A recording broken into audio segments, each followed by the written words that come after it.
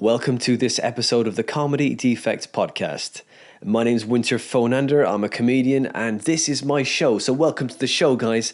This is November's episode. This is with a very funny comedian, Chris Kent. This is episode 67. He is a Cork man like myself. He is from Knocknaheeny, and I met Chris when I started comedy in Ireland years ago. And yeah, we're just kind of catching up really because I hadn't seen him in ages. But we talk about how, again, we caught up and the beginnings of comedy in Cork and all that kind of stuff. And it's a really great episode. I won't tell you any more about it because you can listen to it.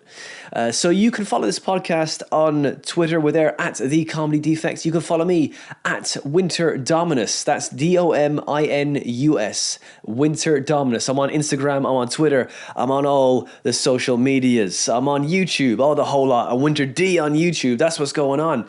If you want to support this podcast, you can. You can go to Patreon, type in The Comedy Defect Podcast, and donate as much or as little as you want. Maybe if you want to buy me a coffee sometime, if you want to buy me a pint, whatever it is. It's a show based on basically, whatever you give, whatever you feel like. I mean, look, if you got me a drink, if you got me a bottle of water sometime, I'd be very grateful for that. Anything, it's fine. It doesn't matter how much or how little, or even if you don't give anything at all. If you're enjoying the podcast, let me know. Just go on to iTunes, leave us a nice review over there. And you can see all my live stand-up gig dates, which are coming up on my website, which is winterdominus.co.uk. And you can see all my live stuff there. I have a few sketches I'm going to be putting on that website too. Some other little things that I'm going to be doing that I just having a bit of fun with. And that's going to come very soon. I've been doing some acting recently as well. I got a couple of parts in a couple of films. I was in a horror film. Do you know what my favourite things would be to be in some comedy horror, a bit like Evil Dead, that kind of thing. I would love that. Bruce, what's his name? I'm all I can think of now is Bruce Jenner. I know it's not that, but that guy Bruce, the guy from the guy from Evil Dead. You know who I mean. If you're fans of that genre, before comedy, horror was my thing. That was what it was. And the first thing was horror, and so I would love to be in some comedy horror stuff. That's the kind of aim, but I mean, I did a horror movie recently, a lot of fun. I was a reporter. I was an annoying reporter. Really, really fun. That was in Manchester, and so I've got 2 credits now to my name. I need 2 more and I can get a spotlight profile, then off I go. Hey, let's see what happens. Maybe just get more work, we'll see. I don't know, but hey, this is it. Got to keep applying. So yeah, I've been also working towards the show Squeaky. It's going to be an all clean show. Funny jokes, really road-tested jokes. It's going to be in the Museum of Comedy on the 28th of February at 7 o'clock in the Museum of Comedy. If you know where that is, that's in Leicester Square area. And you just type in the Museum of Comedy. I'll give you the address there. And tickets for that are £10. If you want to come, I'm going to be recording the show as well, and I'm really looking forward to it. I'm really excited about the show. I'm really happy with where it is right now. It's just basically an hour of the best jokes I've been working on for the last nearly 10 years. So if you want to come see that, it's going to be DVD recording. It might even be on the DVD itself. I don't want you to be heckling, no heckling, just laughing. That's all I want. Don't come to be part of the show. Just come to enjoy the show. That's all I want.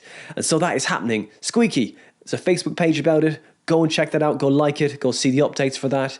And that is going to be on the 28th of February. But I'm also going to be doing another show with Simon Kane, like a preview show. It's going to be a split 3 hours with Simon.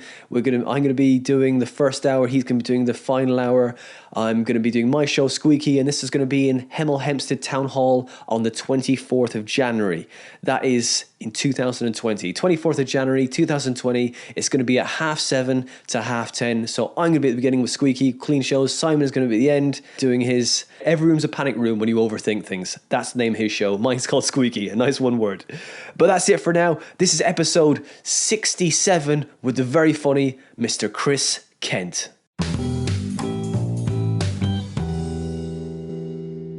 Chris Kent, welcome to the Comedy Defect, or your living room. My living room, yes. And how are you doing, man? I'm good, bye. How are you, Andrew? I'm good, yeah, I'm good. Just recovering after Christmas, Yeah, absolutely. And just trying to fucking, as I said before, trying to, kind of eat healthier and sort of exercise more and the usual shit, The usual, man. Funnest part of my Christmas was the fact I got new boxer shorts. Fuck it, like Marks and Spencer's. Oh, yeah. Amazing. Oh, really? I feel like a new man. Wow. I really do, man. I know it's... Are they briefs or are they... no, they're boxer shorts, obviously, sorry. Thanks for feigning interest in my hipster, boxer hipster. shorts, Chris. Hipster? Are they hipsters? No, they're sort of like they're just basic bog standard black boxer shorts, but with kind of like they're comfortable and they're a lot of support. That's What's the fabric? The fabric. Oh, the fabric. It's not nylon. That's what I had before. Now it's more of a cotton base. That's it. It just makes you feel comfortable, snug. Yeah, that's right. Snug. That's the word. Yeah. Did you do anything nice for Christmas? No. Just went back to home to my family. Well, that is nice, but took it easy. Took as much as I could.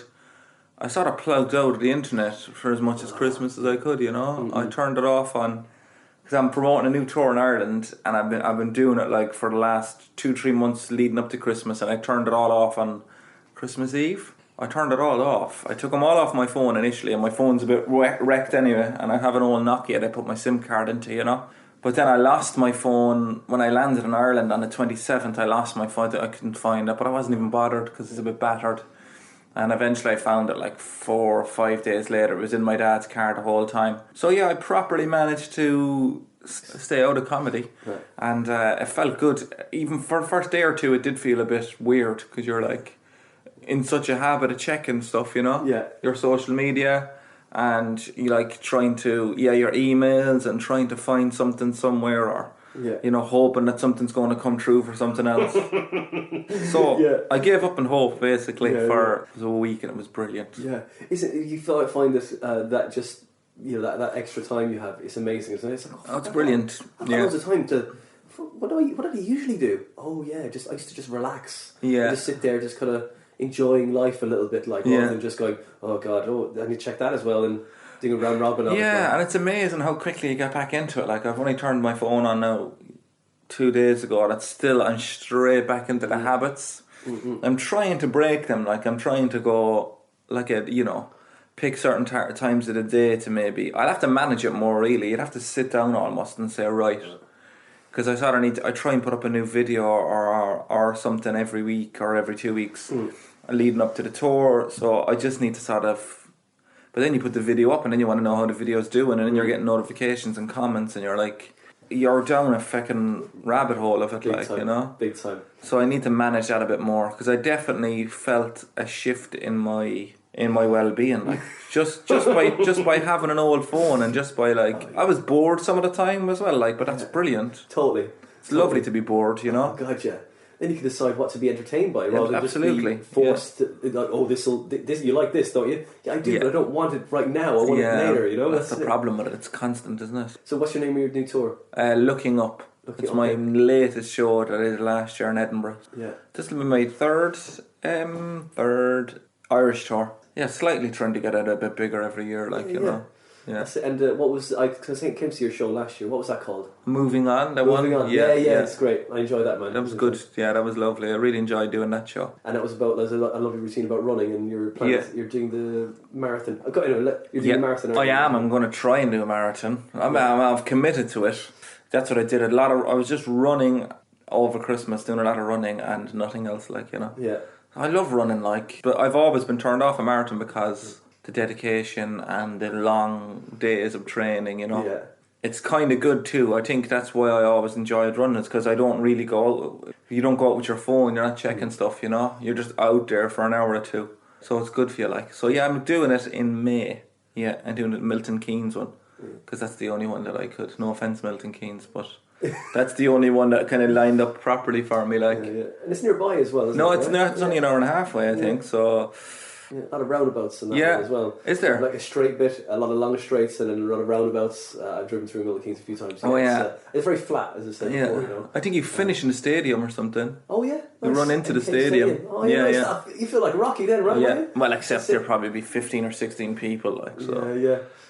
But yeah, so that's the New Year's. Not really a resolution because I've always wanted to do a marathon, but that's what I'm doing. Taking it off the bucket list. Taking it off the bucket list. Everyone always relates comedy to being a marathon and not a sprint, right? I know, I've heard that one before. About life and about comedy, just a generic analogy, isn't it? Really, everything. It's like a marathon. It just goes on for ages and it's really hard at the end. Yeah, and you have and it's that. So it's helped your mental well-being because you don't get out much here. You say, is it? Yeah. Well, I know it's. I've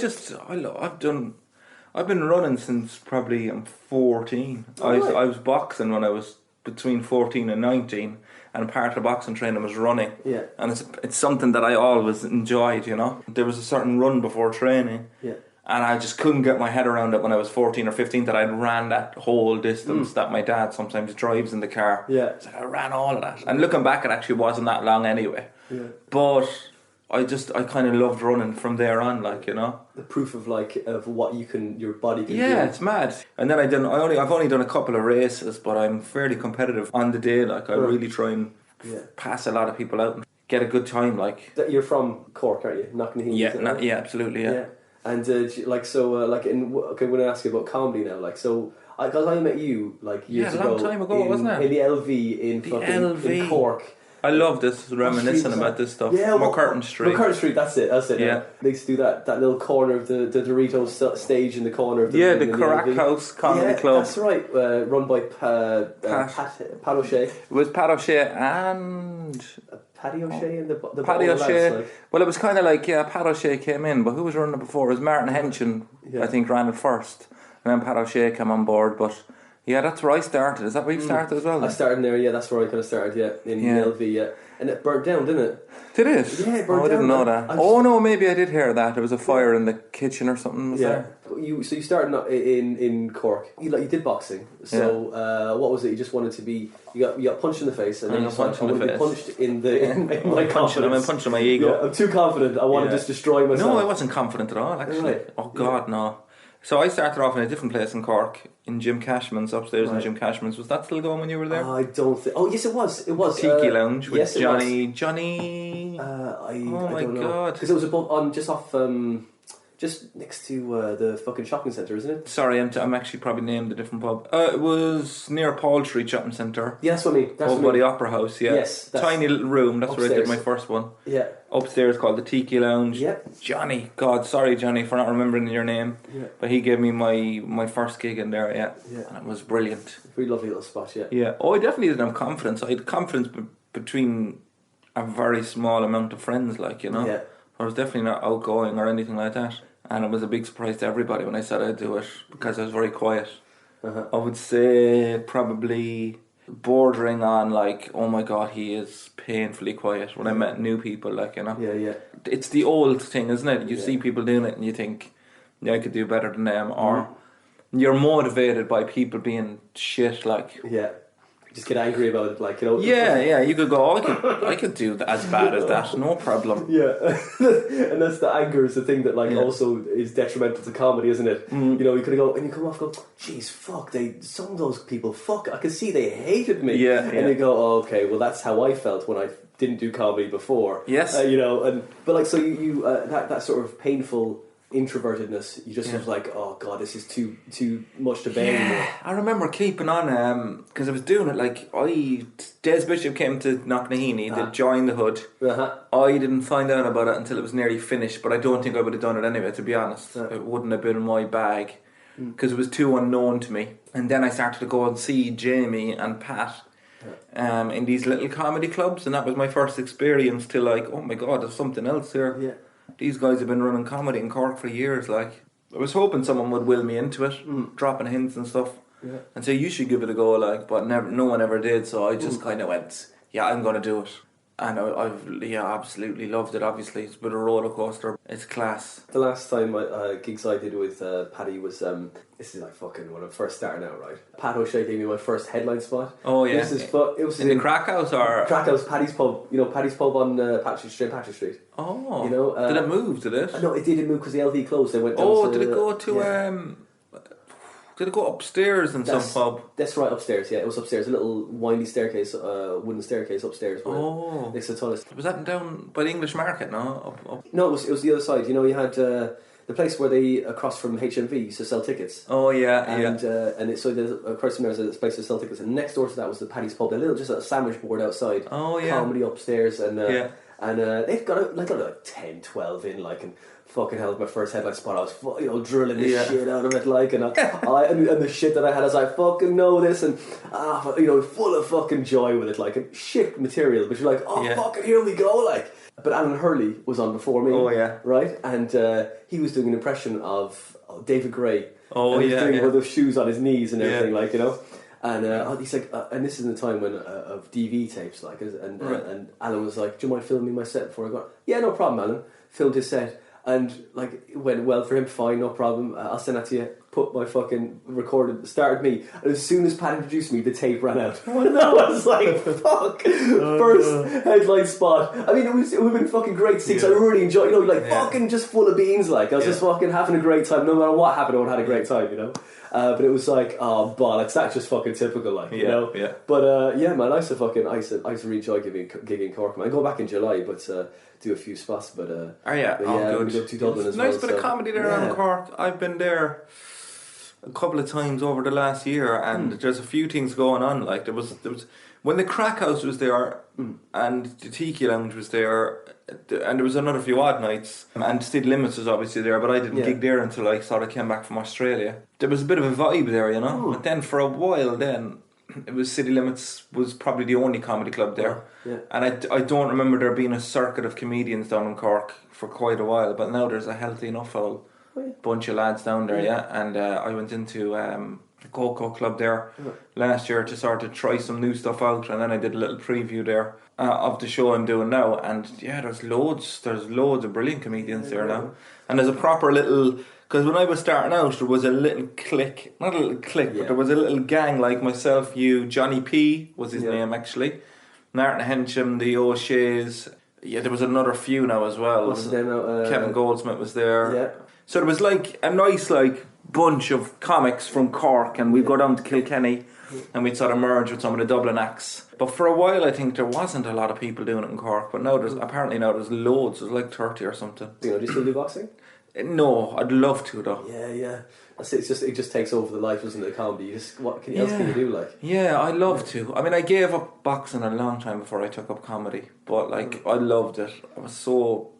I just loved every aspect of it, the training and the fighting and just, the progression again, of you kind of starting out, just say for instance your left hand wouldn't be at all strong. Yeah. And then a year later you're like, you got nice power in your left and your right, and it's like, and you're able to do this punch and that punch and move this way and move that way and do all the stuff that you couldn't do, Yeah. But I loved it. I lost most of my fights probably.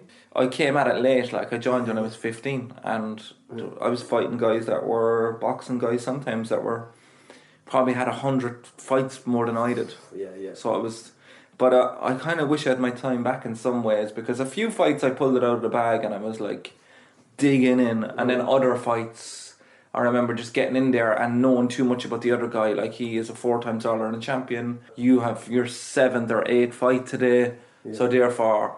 But you'd go in and box to 30% of your ability against him. You just have too much respect for them, Yeah. Even though I've beaten guys that I shouldn't have beaten, I just wish I could find that gear. Yeah. Which is kind of helped me in comedy really now, looking at it, because I'm always willing to fucking do it, no matter how awkward or no matter how bad the gig is. Yeah. I'm always willing to sort of jump on and see what I can do. That's it.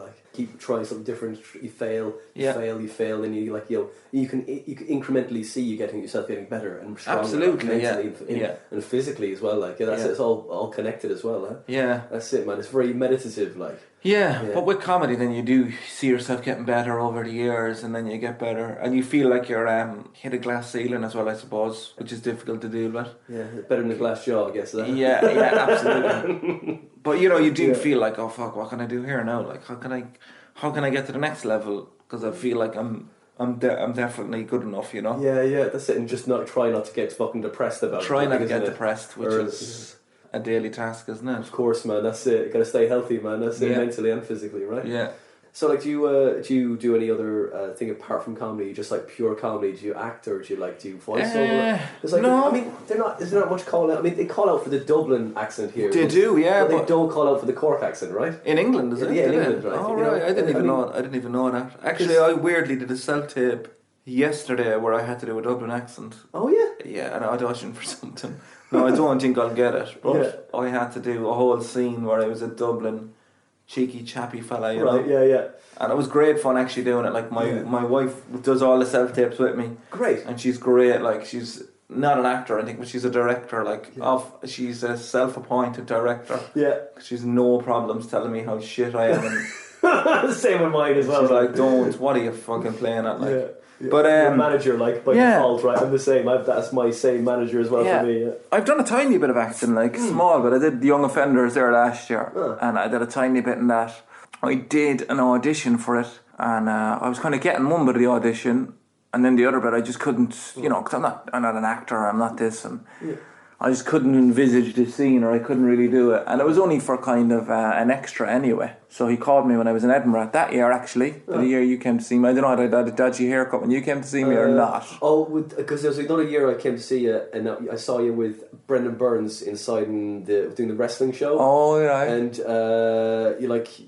you had a lot of chains. Oh no, that wasn't me. Was no. that you? No, was that? God, no. I don't know who the hell that was. Because that was like it had not chains, but you had a black denim shirt. I'm sure that was you. Black man. denim shirt. I have a black denim shirt, but I don't have loads of chains. I was like, fucking Chris, man, you because it doesn't. I was like because I thought that was you, man. That wasn't me. No, I've never been to the wrestling up to you see, so I know it wasn't me. No, because it wasn't the wrestling. It wasn't the wrestling necessarily show. They weren't doing the one they were doing now. Yeah. But they were doing the one which was like everyone's go. They go. Yeah. I would do a show about wrestling, like, and it was like loosely about wrestling. Like it was like I got in a headlock once sort of thing. Yeah. It wasn't really wrestling. Like it wasn't the wrestling show. Like, no, it wasn't me anyway. Though. Was it definitely not. Because I was like, fuck, man, you changed your look an awful lot. I was like, because I remember you had back in the years ago, the Mohican. Oh, and yeah, Jesus. I was like, because you're just trying to fucking get where you are in your head, like, to fucking evolve from, isn't it? Like, yeah. See what works for me. Terrified. Okay, let's put the fucking Mohican. I don't have a Mohican either, though. I'm sure you did. No, I had like a mohawk. I had the side shaved, maybe. It was pretty. It was stripped on the middle. No, do you know that wasn't something? That was someone else as well. Yeah, that was. I think that might have been. I think that might have been Colin McCarthy. Was it? I think, yeah. I'm fairly sure he had a Mohican. Oh, yeah. Someone had a Mohican, I remember, but it wasn't me again. Okay, that's fine. No, all right, I've that's never fine. had a Mohican. Because I was like, I put those together, I was like, Mohican, okay, maybe. And then I was like, no, that's... No, I had probably short back and sides, maybe. Oh, right. No, I never had a proper... I had a bit of a... I suppose on the way to a mullet, but never a Mohican. In Edinburgh, I did the Young Offenders, and I had long hair, a big long hair and sort of a beard. Yeah. As good a beard as I can get in it. I'd been growing for about 2 months. And then I flew home my day off and they gave me that Young Offenders haircut with the bald all right around the top and a clean shaven. And I did that. Because your man called me up, the director, and he was like, I think you got potential. Yeah. So he gave me the role of a dead guy. So it was like funny, like, but it was great though. And I did another little part in for another series, Women on the Verge, where I had a couple of lines in it. And then... but just with a Cork accent though, so I don't mind that. That's it. But I do like it. I would love to do more acting and more like that. I need to sort of, I have a voiceover demo in Ireland, but I need to sort of maybe try and send it to someone over here or get it to someone over here and try and get a little bit of work over here, That's it, man. I mean, like, okay, right, for you, right, we were talking about before we started, like, trying to be organised and doing the video. So you used to do like 2 videos a week, right? Yeah, well, now I do. Yeah. Now I do a video every 2 weeks probably, but that's only on the lead up to a tour, Right. So I'll probably put out, I don't know, there's probably 20 videos maybe on my Facebook or something now if you go onto my page. Yeah. Of my stand-up, I'm trying to get more up there, like, Yeah. And did you pay for, like, sponsored... No, I did. I boosted them. But not for ages. And I only boosted them, like, just say, for example, when it was coming up to the Waterford date or whatever, and I was like, alright, I'll boost it in Waterford. I don't know if it makes a difference. People seem to buy tickets, like, I'm only figuring all that shit out, like. Yeah. But I'm afraid that Facebook are trying to... They want you, once you boost something, they want you to boost everything, like. Yeah, that's it, right. And it's like, they're giving you the option to boost immediately for everything, and it's like, No, I sort of do. I don't put a whole lot of money into it, but just a little bit. Yeah. That's all they need, and just a little bit from fucking millions of people. That's it, absolutely. That's it, man. You were in 6 shows. Six, is it 6? Hang on. Yeah, this is my 6th one. Right. I think. What was the first one? First one was called Plugged In. That was in 2012 in Edinburgh. Yeah. And that was all about being an electrician. A little bit about travelling in it as well, from what I remember. And there's some old routines then that I could still pull out to this day. And the second one was Second Fix, and that was, I think, about my first year in Edinburgh, probably my first year in Edinburgh's experience and all that. And then I did Cork, which was kind of about growing up in Knocknaheeny and it was called Cork. Yeah. So I had all these cork boards on the stage with my name in like thumbtacks, you know. And then at the end, there was like 6 different boards, and then at the end I'd flip them all over and there'd be a photograph of something that would go back into the show, you know. Yeah, nice. So to show it was all true stories, really. Yeah. There'd be a photograph of me or whatever. Like I had an old routine about the gigs poster, and then it was, you turn it around and it's a picture of me and my brother in the room with the gigs poster, you know, as like a 10 and 6-year-old or whatever, you know. Yeah. Yeah, and then after that, then I started doing more narratively kind of. I did a show that was all about me getting married, you know, my engagement, my speech, my wedding and my honeymoon. And then I did a show that you saw about becoming a dad. Yeah. And then I show my recent shows about being a stay-at-home dad and a comedian and juggling to do them things, you know. And then I'll write another one. I'm sort of trying to write another one at the moment. Trying to. Going in and out of London, doing little new bits. Mm-mm. And I'll probably book a few previews or book a few new material nights or something, or book a few clubs in Ireland where I know they don't mind me messing around for 20 minutes, like, you know. And that's it. Just writing a new show, really. It's the same plan every year that hasn't worked that I continue to try and do. So when Chris gets up in the morning, what is it like? Do you like, okay, go for the run?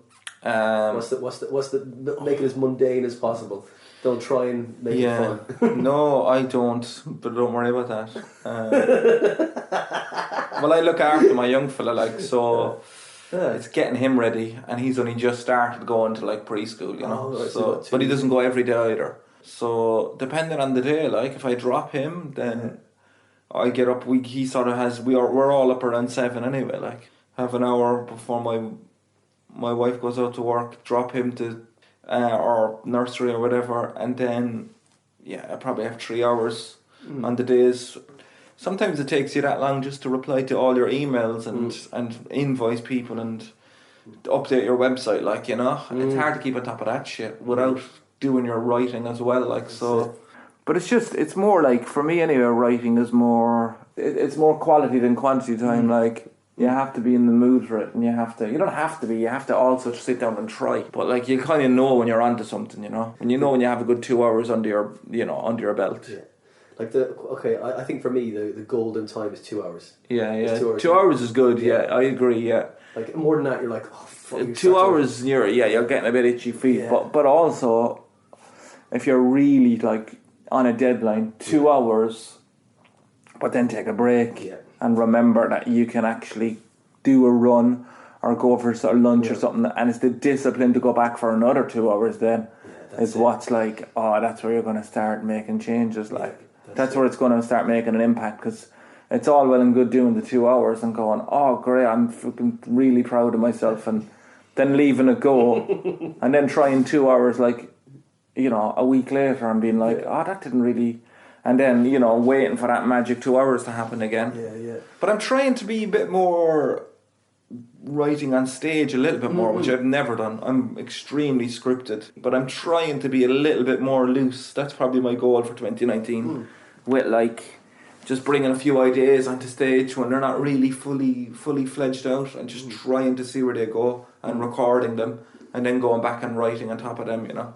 So you said earlier you came back from Australia. Were you living out there? Or? Yeah, I lived there for like a year, just over a year, I think. Travelled, lived in Sydney and Perth, and travelled all over Australia. Worked as an electrician. So I didn't do much comedy in Sydney, like a tiny bit, because I just didn't really figure out the scene there. You know, I was emailing people and no one was getting back to me, but I was a bit green. Like, then I moved to Perth and I turned up at the first comedy club. I sort of Googled it like properly did. But this is like 12, 13 years ago. So I sort of turned up at the first comedy club and sort of mentioned it to the guys I saw, the MC or whatever. And I think I got a gig there the following week. And then out of that, there was another 2 guys that run a different comedy club down the road. Yeah. So I sort of was semi-regular in Perth then for 5 months. I would have been gigging easily every week, once or twice a week. Yeah, great. So that was brilliant, like. And then I went off travelling again for another 6 or 7 months around Australia, New Zealand and Asia. And then I came home and sort of picked it up again, 2008. Did you manage to get any gigs around there as well, or just? No, I never tried. No, just having a good time, right? No, exactly, yeah. But then I came back, and then it was like that was the crash then in 2007. So there was no real electrical work for me, even though I got about a month, and then I didn't really do anything after that. I tried my best to get it, but I'd been lining up gigs on my way back. I'd been emailing promoters and saying I'm back in Ireland. So when I got off the plane in Ireland, like I kind of had maybe 6 or 7 gigs lined up, which felt like an awful lot back then. Yeah. But I just hit the ground running, like. As I was trying to get more work as an electrician, even outside that, I was trying to do anything, but that was when the crash was 2007 or 8 or whatever that was. Yeah. There was nothing, like, but I was just starting to get little paid bits from comedy. So then I said, maybe I should just focus a little bit on this. Yeah. And then ever since then, I've been full-time, really. But I like the name of your the second show, Second Fix. Yeah. All about being an electrician, right? Yeah, well, the first one was being an electrician, and then the second one was Second Fix. There was actually no electrical material in it. Just drugs. Oh, drugs, yeah. So you get other, like, because you know yourself, the name of the show is very important, isn't it? Oh, it is, but like, it's also bullshit because you're naming it in February or whatever, when you're like, no matter how on top of things you are, your show is going to change massively in a couple of months, isn't it? Mm-hmm. For sure. So mine is like, Second Fix, I think, was, my first Edinburgh was horrendous. I got the mumps up there, and oh fuck yeah, I lost loads of money, and I did it all wrong. Now looking back at it, I did the paid fringe 2012. Shouldn't have done the paid fringe. Shouldn't have done a full show. But we're fairly green coming from Ireland, I think. Yeah. The people in the UK have it switched on. Like they will go up, not all of them, but the comics will go up and do a 3-hander. Yeah. And then a 2-hander, and then a 45-minute show, and probably all in the free. And then their debut year, they've been going to Edinburgh for 6 years or something.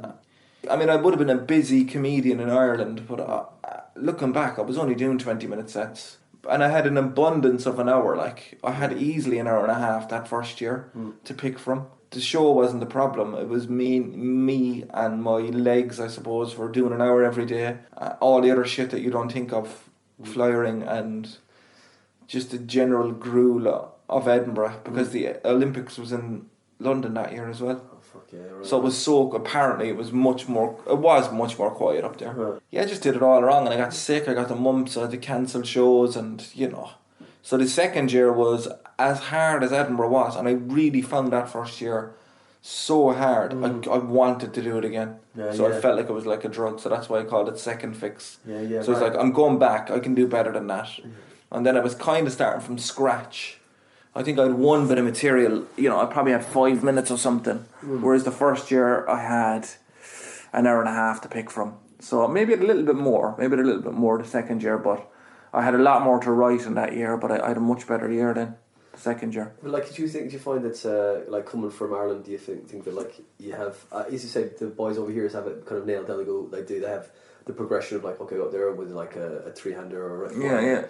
But like in Ireland, I find that like I in school you're never kind of going, do you know you could do a fucking like something creative, like So I remember, I remember seeing that. Fuck, I got a good memory, but I remember seeing you do a thing of, So maybe it wasn't you. I might get this wrong. Could not be me. It might be you again, right? I have a fake face, man. It's alright. Mate, I'm the same, man. People come to me and say, "You look like my brother." I'm like, "Fucking not your brother." Like, but it's like. I have like this memory of someone going, do a trade. You're going to do a trade. Yeah, is that God. you? Yeah, it's me. Yeah, that's you. That was right. Me, yeah. That's right. So you're going to do a trade. Got to do a trade. That was it. And that was, and that's the kind of, because that's a mentality. That's in your stand up. It was like, fuck, that's the mentality that I think Irish people have. I think, especially in the building and the farming kind of fucking. Because I'm from Skibbereen, like so. Yeah. I know I don't want to become an engineer. Or like that kind of thing. Like So I think that you kind of get. shaved off a bit in you lose a few years to kind of go. Oh yeah.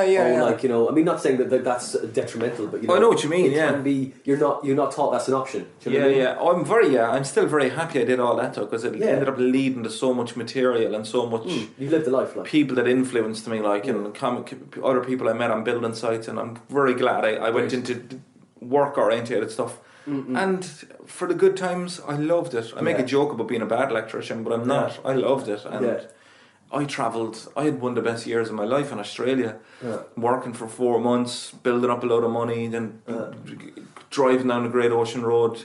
Me and my wife, just all my friends, having a great time. You know, if I could be an electrician Monday and Tuesday.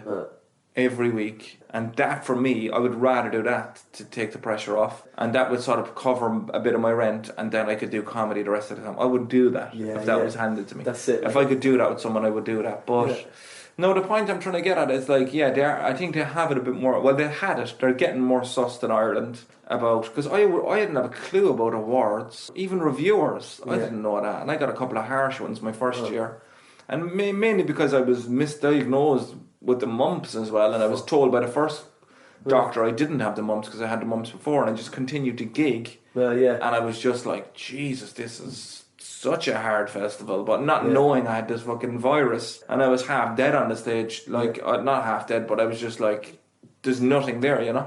But and obviously you're playing the smaller crowds. Your first year is just your toughest. That's it. So whenever I'm chatting to comedians, I'm like, do it for your own sake. Do it with someone. There's less of a risk because you're going to lose money your first year. A lot of the time, at least share the loss with someone, and someone you get along with. Share the time with someone. Share the flyering with someone. Share the whole, you know what I mean. Share the whole fucking thing. And then you're in Edinburgh. You're getting a feel for it. You're doing it every single day. You're doing a split show or whatever, but you're still in Edinburgh. You still get to lay the land. You know which venues are where. You're still building up contacts. Whereas I just went in so deep that first year that I thought, you know, it was a shock to me. Me and Gerard Farley did the same. He did pretty much the same thing I did, you know. First year in, and two of us were fairly established in Ireland, but I think looking back now, and I think probably maybe he'd think the same, maybe me and him should have gone. Even though we had well over an hour each, we should have been going, let's do a half an hour each. And I would have much rather that, because it was just an unpleasant experience to my entrance to the Fringe, like, you know. Yeah, just being like being ill and like all the stress of that. I mean, it's stressful enough without having to be ill, like seriously ill like that. It is, it's very stressful, and it's like, and there's a lot. I think, if I could do it over again, and I can't, but at the same time, like, I think it made me far better comedian. I've never, to this day, I still think the most pleasure I get out of comedy is when Edinburgh is finished in September and I have a brand new hour of material that I didn't have the year before. Like, I don't have now, but I know for a fact if I just keep writing towards it, and that's brilliant. I think turning nothing into, like, in September, having an hour and being comfortable with it and doing it like something that you didn't have if you didn't make the choice of doing it. And obviously Edinburgh's not the only option, like there's other options there as well. There's loads of fringes and there's loads of ways to write an hour. But that, for me, that's just the best way, like. Where else did you go apart from Edinburgh? Do you like I don't actually. I've done the Dublin Fringe once years ago. And that was after Edinburgh, and that was a split show with Road. And that was a place where, like, it was total flip. We shouldn't have been doing a split show, really. We were doing 45 minutes each or something, and it was like, in the Dublin Fringe is where you should be doing your own hour, and in Edinburgh is where we should have been splitting, you know? I'm going to I would love to do the Dublin Fringe again, so I'd like to do that this year, actually. That's in September. I think it'll be kind of tricky to get into, like, but I'm going to try and do that this year. People know you there, and then you can just grow with the fan base and kind of move on. Absolutely, And I love gigging in Dublin. It'd be great, and just go home. It's nice and easy now. I love it. It's so easy, like. Okay, right now you're a storyteller, right? Like, you know, I can imagine, you know, with like other people kind of going, if the conversation got kind of really stilted, right? And not saying this is one now, right? Yeah. I'm saying like, because I like to ask this question, like, 'cause, you know, Because fucking from the countryside, you have to make your own fucking fun sometimes. There's nothing I know, down yeah. there, Yeah. And like, so you'd be, what's the story now, not necessarily a piece of your material, that you go, fucking hell, this fuck is going not too fucking well. I'll start breaking out the old story that always gets a bit of fucking... I know this is a bit putting on the spot. Yeah. No, doesn't necessarily have to be funny. But no. what's the one you kind of go, right, lads, here, listen to this now. Like, fuck, do you remember the time that fucking me and whatever the fuck, I don't know, there'd be a load of them. It'll depend on the situation. It'll depend who's there, really. Dinner party. A dinner party? Right. Oh, God, I don't know. I haven't been to the family.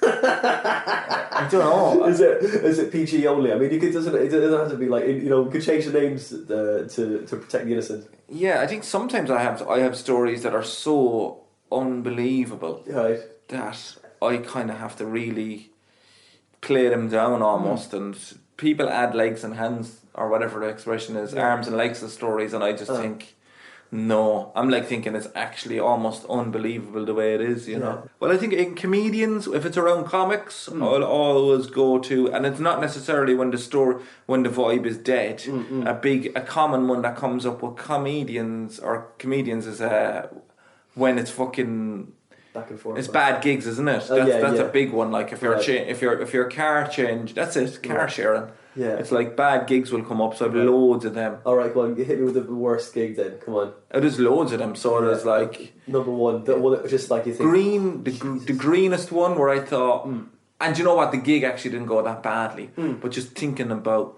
it, so it was in the Silver Springs Hotel. Brian from Cork, actually from City Limits, got me the gig.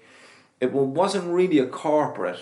It was a huge gig, which when you're new, you're pretty naive to think just because there's a big number here, that's fine. Yeah. Because I'm used to doing tiny gigs, or not always, but the majority of your gigs will be small. So you're like, oh, more people makes it easier. So this was a charity gig it was a charity gig in Silver Springs that was like, I think it was for Nivea. It was for men's testicular cancer or something. Okay, right. The format was actually a chat show initially. So it was already paying the bollocks, right? Yeah. So like George Hook, George Hook, he was hosting it. So he would interview people. Right. So he interviewed Donal Logue, and Donal Logue had just come out at the time, and that was all it was great. It was like 400 men in a room applauding him, and he's obviously an amazing goalkeeper, and it was great. It was a celebration. And then he interviewed Ray Houghton about his career, and mainly about scoring goals against England for Ireland and being from Glasgow, and the mood was absolutely electric. And the plan was that Ray Houghton was the last person he was interviewing, so, and then I would go up, total unknown. So you're talking now like easily 10 years ago, not to be interviewed. I was just doing stand-up. Yeah, right. But he was interviewing Ray Houghton, and I was at the back of the room with Brian. But honest to God, now the fucking atmosphere was out of this world, just scoring against England. It was electric, Just as he was wrapping up the interview, then George Hook says to Ray Houghton, tell us about Hillsborough, which is like the darkest day in football history, where lots of people lost their lives. And he told him about it, and I've never seen the mood in a room flip so quickly. And it was like people were just total elation to like, oh my God, this is kind of harrowing. Obviously got a big applause at the end of it, but then it was like George Hook going to the fucking podium saying, now we're going to have a bit of comedy. And I walked up from the back of the room, and it was like almost like, I don't know if I'm reimagining it or remembering it incorrectly, but it was like to wet eyes, to people going. And then me starting my comedy, I actually said it's great to be in a packed room, but I didn't mean it like as a joke at all. Yeah. I meant it's great to be in a packed room for such a good cause. Yeah. But they immediately took it as a joke, and I got a big ripple of laughter, Oh yeah, But it wasn't because it was obviously about people being crushed, and this place was rammed, and I was like, but that's what I do. I often accidentally make jokes like that, and I wouldn't make that joke. And if I think, to be honest, if I'd have intentionally tried to make that joke, it wouldn't have worked, That's it, man. It's always the way that, you go and you go, oh, this is going to work, and they go, oh no, and because you're just completely oblivious. Yeah. They're like, oh, brilliant. And then because you couldn't top it then, could you? No, you couldn't really, no. I mean, it was just one of those gigs where I I don't think it was that bad. It was all material I don't do anymore. Like, and I don't even think any of that material. That was way before Edinburgh and everything. Like, you know, I did 10 minutes or something, and it was fine. Like, it was like laughter, and I could see George Hook and all them were right at the table in front of me, and they were all laughing and everything. But looking back now, I was fairly new and fairly green, but that was definitely one of the gigs I remember. Yeah, sheer terror, like, isn't it? Like, just sit, man. Yeah, just to see them. And I mean, I don't know. I was so naive anyway, thinking that it was a good thing to go on after Ray Houghton talking about scoring against England and all these lads are shouting. I was like, oh, this is brilliant. And I was like, that's not brilliant at all. Like, if that was me now, I'd be like, oh my God, fuck, this is a disaster. Take a break after him. Don't bring me on. This is not going to work. Yeah, exactly. But you're a bit green and you're like, oh, it's full room and it's brilliant. Even in that situation, like, I think the audiences in Ireland are so much more giving than they are. Yeah. When they're out, like. I mean, they can get, like, you know, and if you've any bit of written fucking stuff which you know well enough, they'll give you the benefit, like, you know, isn't it? Yeah. Well, not. Yeah, most of the time I would say. Sometimes, it's. And this is okay. Question for you now, right? So, you played a lot of gigs in loads of gigs in Ireland, right? Loads. Is there areas of Ireland where you can go, I mean, not that I want to fucking hobble you now for gigs, but they know, they can hear where I'm from, and they're just a bit kind of like, no. Do you know what I mean? I think maybe my first time gigging in Belfast, right, that was in the back of my mind, but I think that was only because it was in the back of my mind. Yeah, you just zone yourself out. That was it, because I've gigged in places now since with, like, off supporting Neil Delamare up there in loyalist stronghold areas. And I'm clearly as southern as you can get. And you walk out and you start joking, and generally people that go to comedy are fairly fucking liberal, and they're like up for it, like, you know. And if there's ever anything like, them having a fucking preconception of me, it's normally just on a fucking level of, it's just having a bit of crack, like, or just having a laugh about it, or being able to laugh at that, like. But no, there's nowhere in Ireland really that it's not a place, it's probably a circumstance. It could be any room at all you walk into, whether it's one of the most renowned clubs in the world, where you just walk in and you're like, oh, there's a guy or there's a girl that's craving attention, and they're not heckling and they're not doing this, but they just will not shut up, and they're answering questions that aren't being asked. And stuff like that I would go, oh God. But even then, like, I used to dread the likes of that in a comedy club, and it'd be kind of going, oh, hope that fucker gets thrown out, or I hope they're quiet for me, or, you know, if you're headlining the club and they're rowdy at the off, like, you're going, oh God. Yeah, but I sort of just changed my mindset to that, and I was like, I'd have to black it out, because I found when I was standing at the back of a gig and it was really rowdy, and because I'm really quiet and storytelling, and I would go, I hope she gets thrown out, and I hope they get thrown out, and I hope the whole thing is a little bit calmer. But it's all kind of uncontrollable stuff to hope for. So I just I tried to block it out of my head now, and I tried to go, I hope I'm able to deal with whatever happens, actually. That's what I hope. Right, and then you get up and you're way more relaxed, actually, and you're not under pressure, and you're like, well, you know, I'm going to just fucking take my time here, like, and go the way I normally go. But it helps an awful lot, because you're clearing your mind up a bit before you go on, you know. You're not going on and going, oh, they're still in here, what am I going to do about it? Oh God. I found that even in those situations, even when I do get heckled and I do get shit shouted at me, just that simple little switch of the brain, like, before you go on, you're way more able to deal with stuff like that, because you're pushing the worry out of your head a little bit, and that frees up a bit of space for actually dealing with that shit, you know what I mean? Yeah. Like, because I find that sometimes, you know, it would piss me off sometimes to go, look, because no, I'm going to fucking deal with this. Yeah. And then I'd find myself getting really worked up about it, like, and then I'd like, okay, and then you don't want to take that to the fucking stage, because then everyone else is wondering what the fuck your problem is. Yeah. And your problem is that person over there, but they don't know that person is the problem. Yeah. If you don't say it, and then you go through material, and it looks like that you've got a problem with them. Oh no, exactly. That's really good. I like that. That's really and sometimes it's like you can't do it. Like, you just there's nothing you can do. Like, sometimes it is an impossible situation, and you do have to address it, and you have to go, okay, what are you fucking talking about? Like, you know.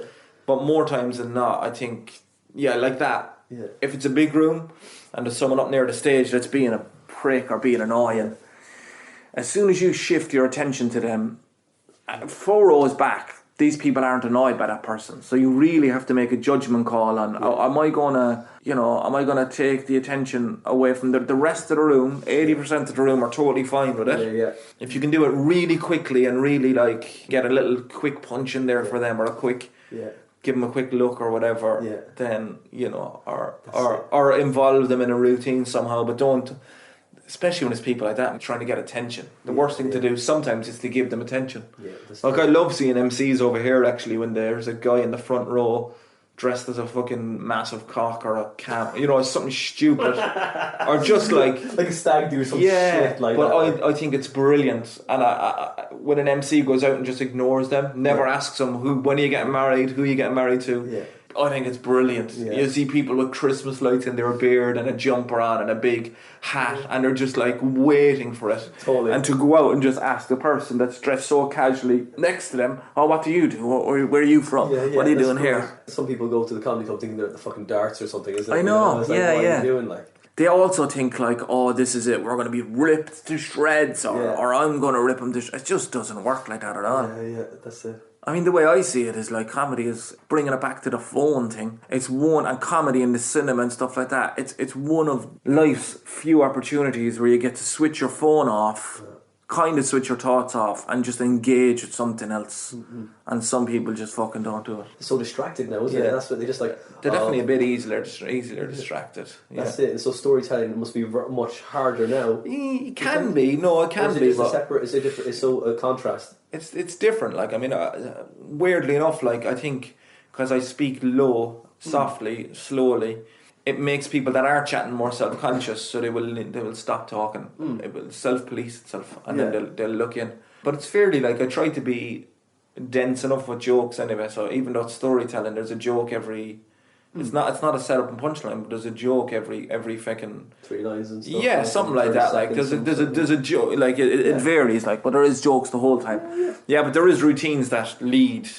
They're probably 7 or 8 minutes long, and it goes from one point to the next. If you're distracted a lot of times in between, you might not get the punchline, and that's your own fault, I think. That's true. Like that's it. Or if you go to the toilet and there's a callback being set up, that's your own fault. Or people coming into my shows in Edinburgh, often I set stuff up at the beginning that's kind of going to tie up in the ends. Yeah. Everyone laughs except the people that came in quarter way through the show, and I go, don't explain it to them, because that's your lesson. That's their own fault. That's the lesson now. You arrive early, you come on time, you get all of the jokes. That's exactly. Or people that just aren't listening. But like, I definitely think at Christmas time though, which I'm glad to be over, and I didn't have too many shaky ones. I had a few kind of clubs, a few of the nights were a bit like, oh my god, that was work. And it's not even heckling, it's people that are just so pissed they are not listening to you, and they keep talking to each other, and they're like, and you're like, oh fucking. I've yet to see a comedian properly deal, I think it's with that kind of situation, but I don't think it's, besides them being shut up a few times by the MC and being nudged by the bouncer or the staff, I've never seen anyone be comfortable. I don't think any comedian thrives on that situation. I mean, I found it like, you have people who watched the very beginning and went, oh fucking man, that was brilliant. Who would be your, like, one you kind of go, how could I be, I'd like to be like that's my ideal type of comedian. Not saying you're trying to copy anyone else, but just like, who would be your model like? Well, I wasn't very comedy literate, not at all. No. Growing up, I was probably listening to the Dumbelievables, and my dad had Dumbelievables. You know Dumbelievables, obviously. So their tapes, I would be nothing like them. Their sketch, duo, amazing.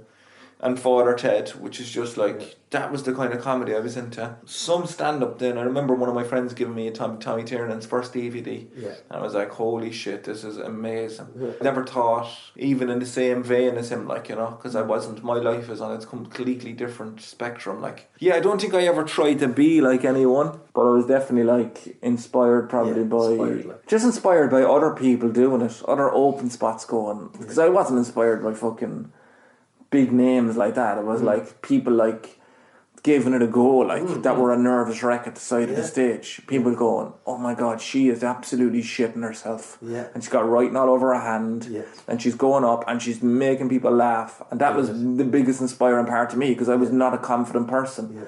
So if same as me, like I feel the same. Yeah, that's right. And the great thing is, I found that like in Galway Cork was everyone was really supportive of fair play. Well done, they were great. They were great. Yeah. Like if you were to be for me, because I was such a fucking not a confident person, to be inspired by a pro comedian, unless this was part of their disposition, nervousness, and it wouldn't have worked for me, like, because like obviously Tommy Tiernan or whoever, Patrice O'Neill, or I like all these guys, they walk out there and they're a master. For me to be inspired like that, I wouldn't be able to see the gap to try and go out and do what they do. But you can definitely see comics being inspired by them. I'm fairly anal at spotting it, like I could nearly hear someone else's accent in someone else's routine, you know. And go, you sound like you're not from that part of the country, but why are you sounding like this other comedian for that certain little part of your bit? Why are you shouting in his accent when your accent, that's not your accent? That's not your voice. That's not your voice. Why are you shouting like that, man? You know, doing this for long enough, you know, you become a metal detector for bullshit. Okay, that's good, but that doesn't fit with the rest of the thing you're doing. Like. Who would you have been inspired by then? Do you know, who I really love is Jamoan. He's brilliant. Jamoan, he's brilliant. Talk about tough gigs, right? Gigs when you're just like sitting in, you're knowing your voice. Because I saw you at like Glasgow International Comedy Festival about 2 years ago now.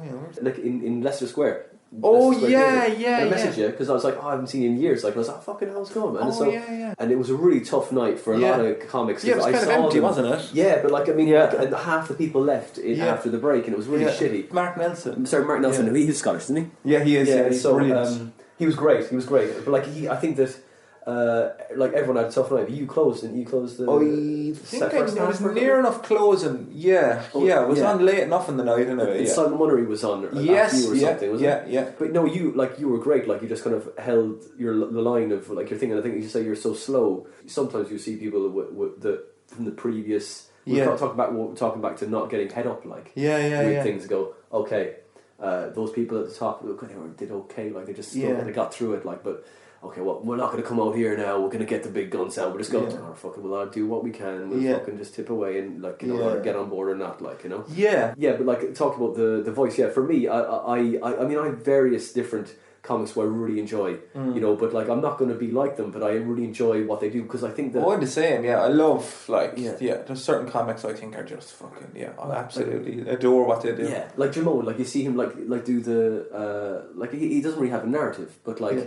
His stuff is just like everything that a comic can do. Yeah, he does it to the fucking nth degree. Like you see him go, okay, there's an observational bit there. He does, and it's like he's got the facial expressions. He's brilliant. The timing. I mean, people come to see him. They know him. Do you know what I mean? But like he's built that up for years. But looking at a comic that's honed everything he has, you're like, okay, he's like a 12, 20 level fucking comic. Do you know what I mean? You know what I mean? That's how I feel about going to see him because you would be like you're saying. You watch people, you become inspired, and you go, "Fuck it!" That after coming away from that, you're like, "Oh fuck it, that was brilliant." Even top level comics, you go, "Okay, man, that was." Fucking inspirational, not what I do, but fucking hell, this is what you can do with it if you put time in, like you know. And the 2 hours modelling and stuff, like comics aside, you know, the origin story. Is there anything that you kind of like? Okay, I model myself to like. I think you know, I'm more like a not a superhero or anything like this, but like you know, some sort of an analogy for the worker that you are in in comedy, if you know what I mean. Do you know what I'm saying? It's a difficult question because it's from my perspective, right? But like, can you absorb that and try and put it in Chris's perspective, right? You know, so what would you model? Like, would you go, oh yeah, I'm like this is like I'm just like a tradesman. Is that what you're doing? Tradesman. Yeah. No, I think it was probably a good thing not to watch too much comedy before I started it, so I wasn't freaked out about how good some people are, and that's fucking totally unattainable to me. I don't know if I model myself on anything like that.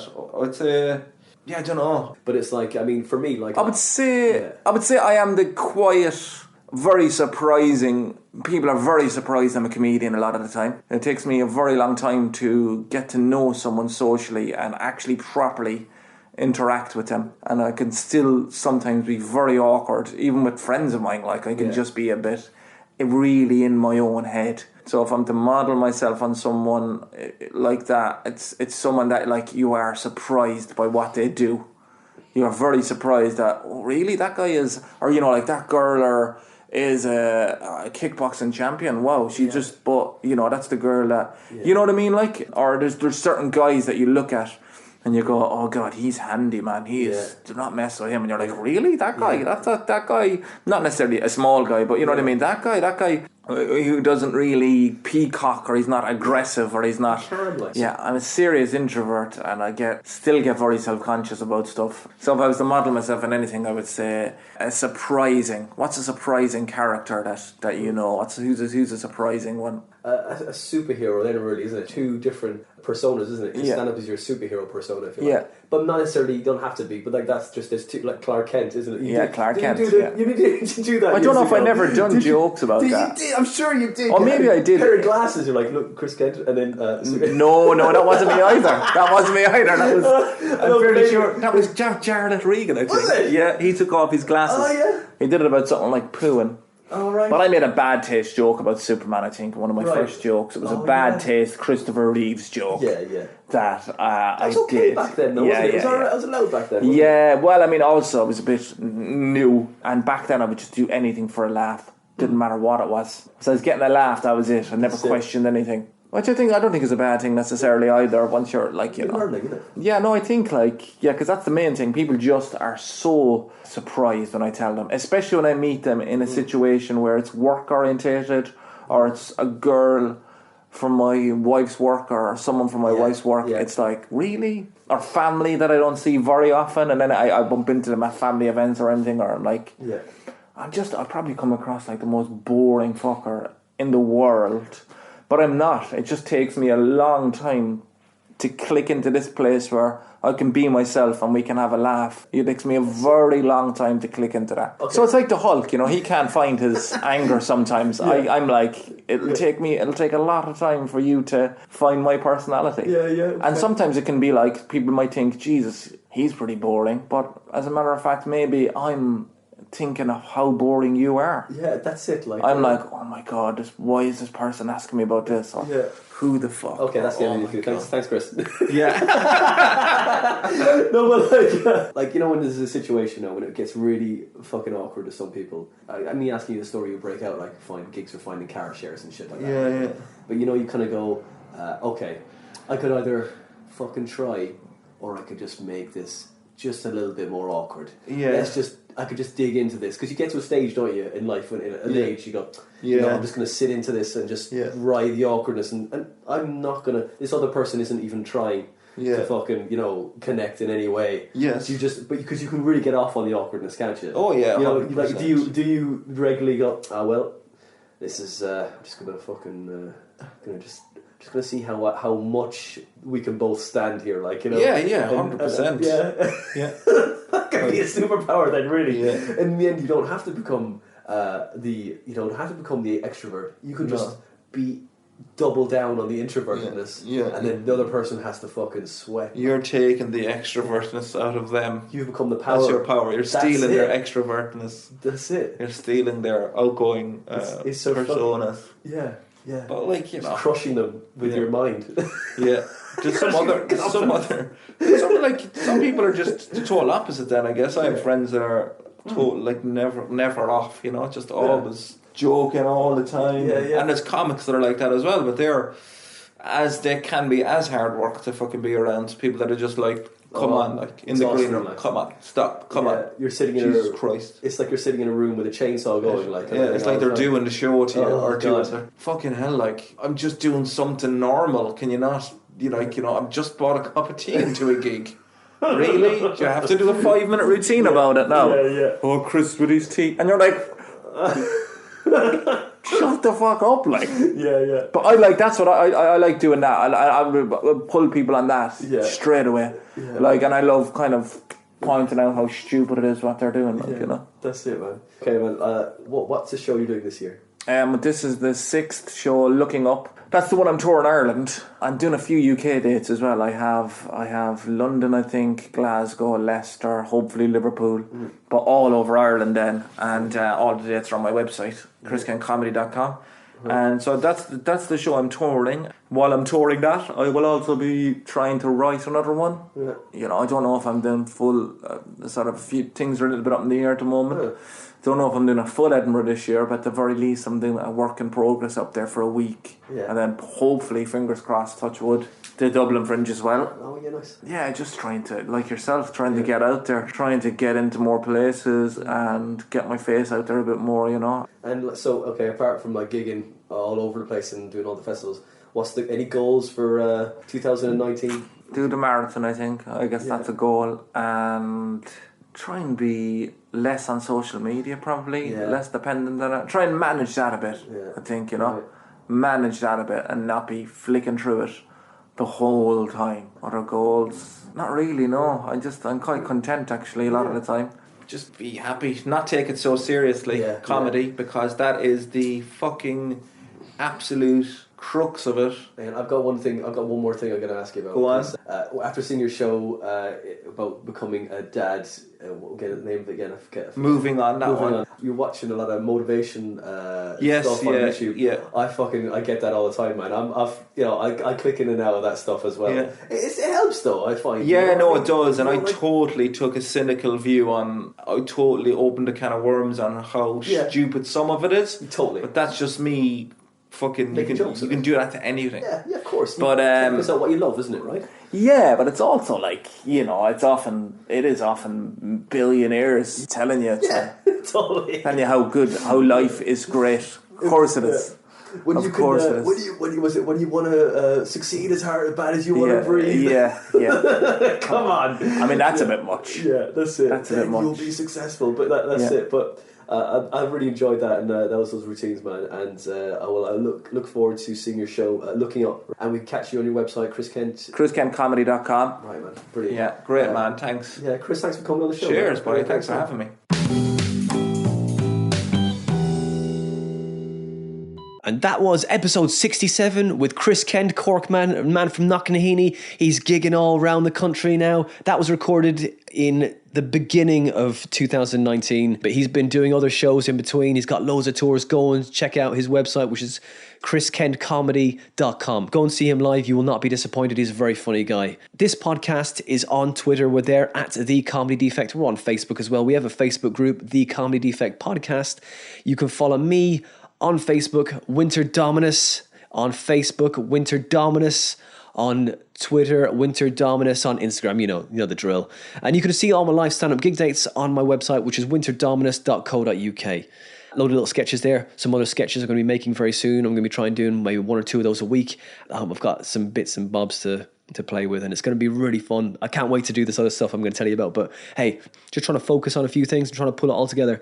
And my show again is on the 28th of February, £10 a ticket in the Museum of Comedy, and that is from 7 o'clock until 8 o'clock.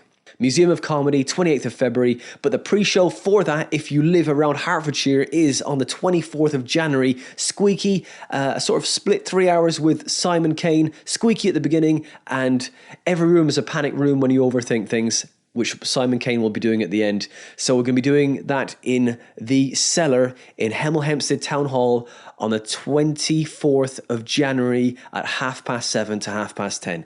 If you want to come down to that, it's going to be it's going to be all ready, but it's going to be fun before. It's going to basically be a little warm up before I go to the Museum of Comedy to do that. The next episode is episode 68 with a very funny person and a really just a lovely person to be around. Whenever I do a gig with her, we just have such crack. She's great, and her name is Jo Coffey, and she's great. She's absolutely cracking. She's gigging around the place. She's gigging everywhere. She supported Ben Elton recently, and it was just a lovely little chat with her. It was just so easy just catching up with her. I spent an hour with her after the podcast as well, just catching up and talking about stuff, about comedy, about all the other kind of performance stuff too.